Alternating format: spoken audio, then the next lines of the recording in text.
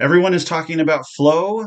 Not a lot of people are talking about why flow doesn't happen. So you can talk about how great flow is all day long, but if you're not dealing with drag, then the things that are dragging you are stopping your flow from happening. So you can visualize your work all day long. You're not going to have flow if you haven't thought about the things that are stopping the flow from happening. So we can see these actually in our Kanbans. So in our backlog, this the work that people aren't taking on. They're not pulling. The work has been defined. It's dropped in the backlog, but people aren't pulling the tickets because they're uncomfortable with the definition of the work, with the complexity of the work, the political implications of the work, or the phasing of the work. They don't want to pull the ticket. They also might be confused about the ticket, where they don't quite understand its urgency. They think it might be somebody else's job, or they don't understand that it's a prerequisite for something else that they're pulling. And so in here, people are basically saying things like, this is a task I don't care about. I don't know what this task is. I'm absolutely not touching that task, that type of thing. So, in progress. So obviously when you're building a Kanban, you're going to have a lot of different columns in your in progress area. But this is just work that is in the middle of being done and it is stuck for some reason. And it's stuck there because there is complex work that you've given to one person. So it's a big problem and they're trying to solve it on their own, which both takes time and two, they're just naturally going to be ineffective at.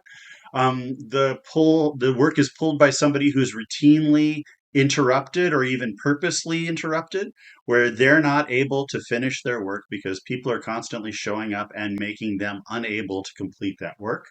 It's been pulled by a person who's taken that ticket. And so on the board, it looks like they've got this one thing, but they've got tons of undervisualized or unvisualized work from other locations.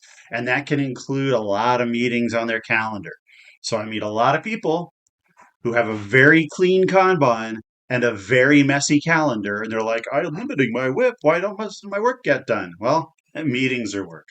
Also, the work can be a political hot potato that somebody doesn't necessarily want to finish. It's like when I'm done with this, then that's going to go to this leader that I don't like, or it's going to go into this black hole, or we're going to have to try and integrate it with the rest of our work, and that's just going to be a nightmare.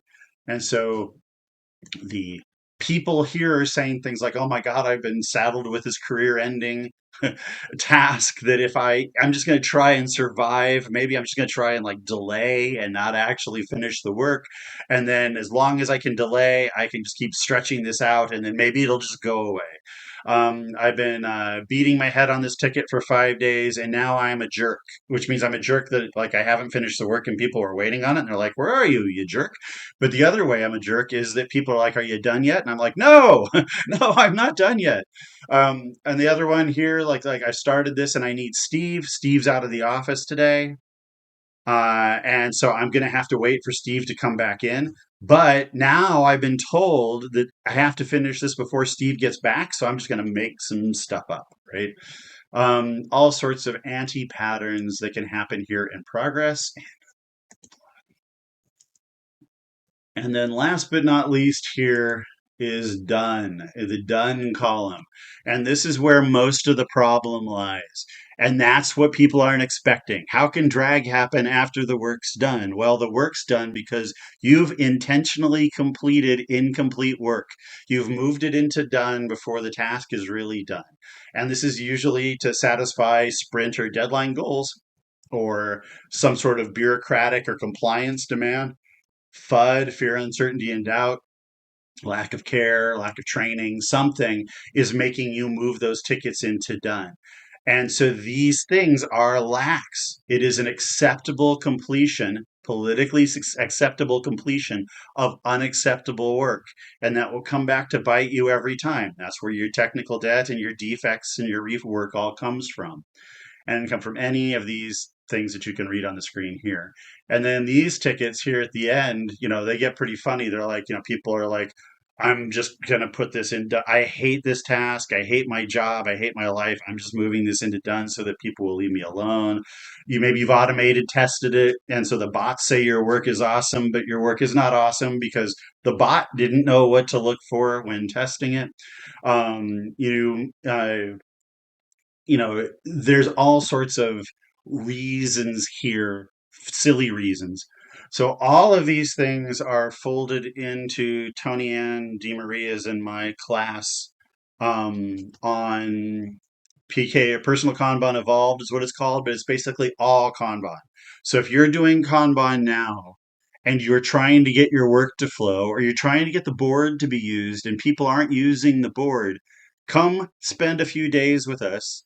It's spread out 4 classes over 4 days throughout August, but come spend some time with us and we're going to talk about and we're going to workshop these kind of problems because these are the things that people make people not use the Kanban. These are the people that make the Kanban a lie.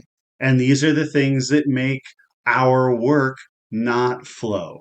So if you're interested in flow, if you're interested in a good working environment, come take the PK Evolved class with Jim Benson and Tony Ann DiMaria.